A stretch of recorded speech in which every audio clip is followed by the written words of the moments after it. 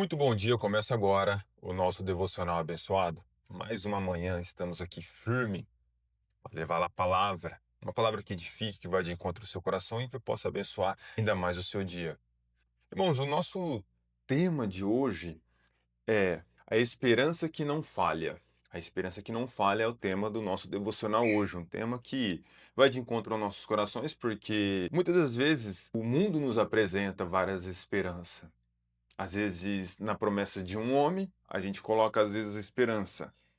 O homem falha, mas Deus não.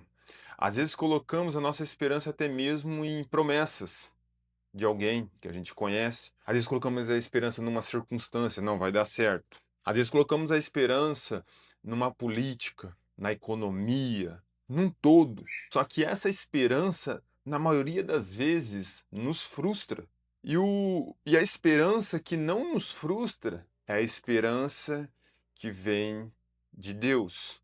Essa não frustra. Quando Deus fez a promessa a Abraão, tendo ninguém superior a ele, a quem ele pudesse jurar, ele jurou a si mesmo. Então isso mostra que a fidelidade de Deus com as suas promessas, com a sua esperança que está firmado nele, não falha. O homem pode falhar, as circunstâncias podem falhar, mas a esperança que vem de Deus, essa esperança não falha. E para que a gente tenha uma base bíblica, vamos abrir nossa Bíblia lá aos Romanos, capítulo 5, versículo 5, só o 5, que diz assim, ó: "E a esperança não traz confusão. Portanto, o amor de Deus está derramado em nossos corações pelo Espírito Santo que nos foi dado." Paulo ele traz uma mensagem para daquele tempo que estava sofrendo as perseguições da igreja primitiva, no qual eles estavam passando por situações que era triste, e Paulo orava aos cristãos para que eles fossem cheios do Espírito Santo, porque se eles fossem cheios do Espírito Santo, eles iam permanecer perseverante. Eles não iam olhar para a circunstância, porque se eles fossem olhar para a circunstância, eles iam ver que as circunstâncias deles traziam o quê? Tribulação. Só que Paulo fala assim, ó, a tribulação, ela gera esperança. E a esperança, e a perseverança, ela gera experiência, e a experiência gera esperança. Então, quando entendemos que mesmo em meio às tribulações, se a gente parar para olhar e confiar não na esperança que a circunstância pode nos trazer, porque essa é enganosa, mas buscamos da esperança de Deus, então a gente começa a ter uma perseverança. Porque o que é perseverança? É você não parar, é você fazer o que precisa ser feito. Você vai perseverar, você não vai parar. Você vai perseverar naquilo, no seu propósito.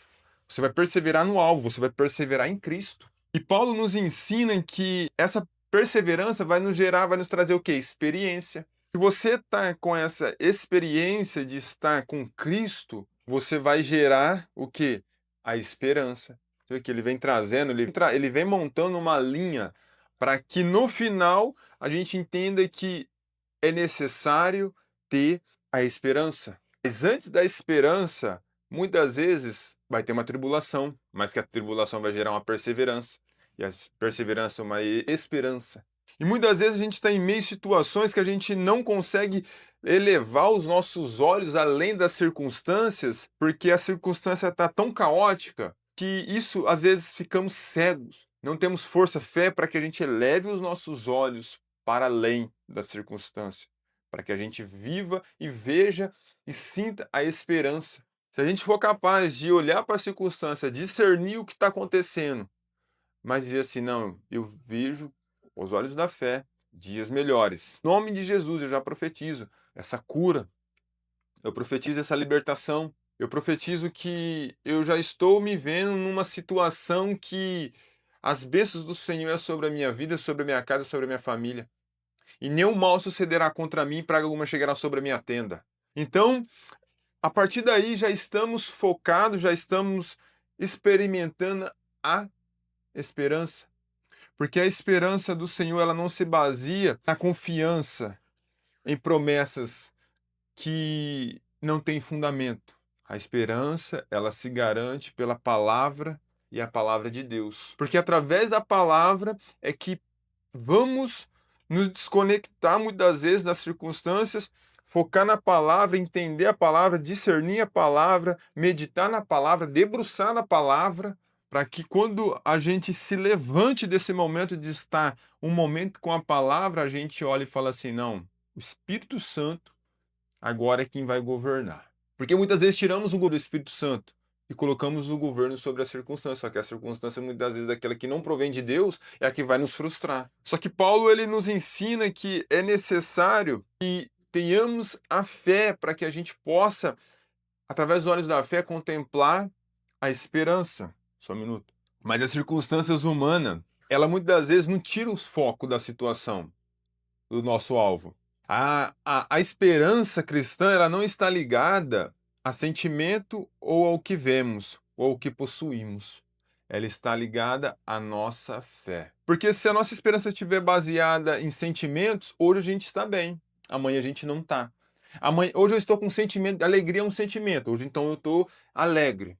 Meu sentimento hoje é de alegria. Amanhã eu acordo, como se diz o português, com a pá virada. Então a esperança já não funciona aí. Não, mas aí eu quero ver, para que eu tenha esperança, eu preciso ver. Hoje você está vendo algo que seja favorável, amanhã você vai ver algo que não seja tão favorável. Então a sua esperança começa a se tornar volúvel. E muitas vezes colocamos a esperança naquilo que possuímos. Se hoje eu tenho esse valor aqui, então eu tenho um recurso para atingir meu objetivo. Só que amanhã pode ser que você não tenha. Então a sua esperança ela esvaziou. Mas quando colocamos a nossa esperança na palavra do Senhor, a palavra do Senhor ela se renova todas as manhãs. Então, independente do que eu sinto, independente daquilo que eu vejo, independente daquilo que eu possuo, a minha esperança está baseada na palavra e na palavra do Senhor. Porque eu sei que a partir daí eu posso caminhar nas veredas do Senhor. Eu posso caminhar com o Senhor, com Cristo dentro do meu ser, me guiando. O Espírito Santo que foi imprimido sobre o meu espírito, me guiando. É por aqui, ó. Não, não é por aqui, por aqui, não é por aqui.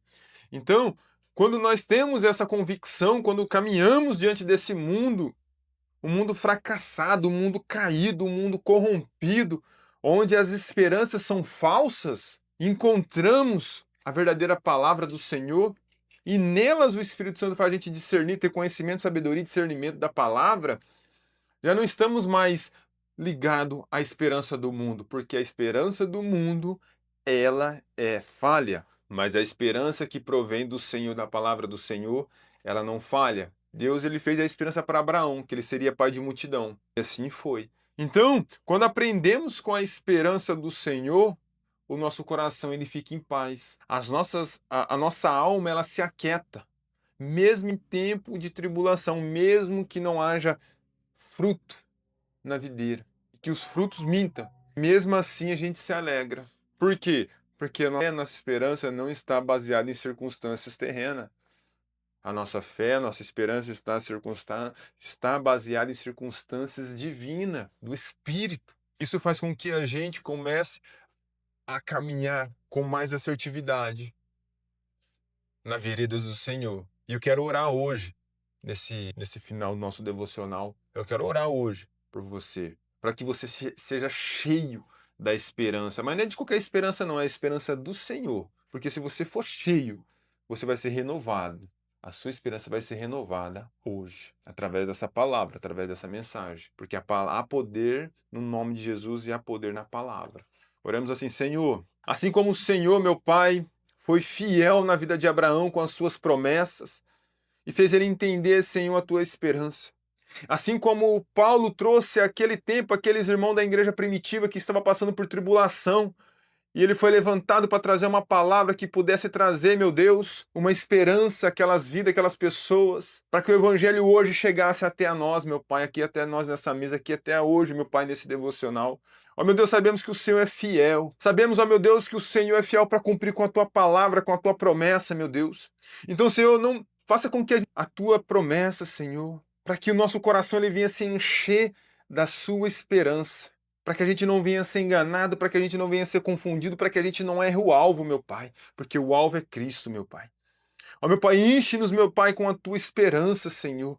Uma esperança que não traz dor, uma esperança que não traz confusão, uma esperança que não traz, meu Pai, decepção.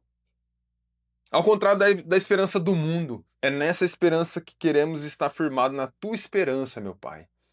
Ó, meu Pai, então, meu Pai, quem estiver ouvindo, meu Pai, essa mensagem que foi de encontro do coração dessa pessoa, meu Pai, enche, meu Pai, de esperança para que ela consiga andar, meu Pai, milha, mas quantas milhas for necessário, meu Pai, para que o Senhor esteja com ela, guiando, meu Pai, mostrando que meio às circunstâncias, para que não olhar para a circunstância, mas levar os olhos além, para que possa enxergar, meu Pai, e a esperança que vem de Ti, Senhor. Então, no nome do Senhor Jesus Cristo, que o Espírito Santo nos guia hoje, meu Pai, nos abençoando com toda sorte de graça e bênção sobre a nossa casa, sobre a nossa família, sobre os nossos. Assim oramos e agradecemos, hoje para todo sempre. Amém. Meus irmãos, chegamos mais um fim de um devocional. E a boa notícia é que amanhã estaremos aqui de novo, junto com você, para a gente meditar a palavra que nos alimenta, a palavra que vem de encontro, tudo de uma palavra nova. E quem dá essa capacidade para nós não é nós mesmos, não. É o próprio Espírito Santo de Deus que nos capacita, porque por nós mesmos, mas por conta dele que nos fortalece, estamos aqui. Amém, meus irmãos? Fica na paz e até amanhã, se Deus quiser.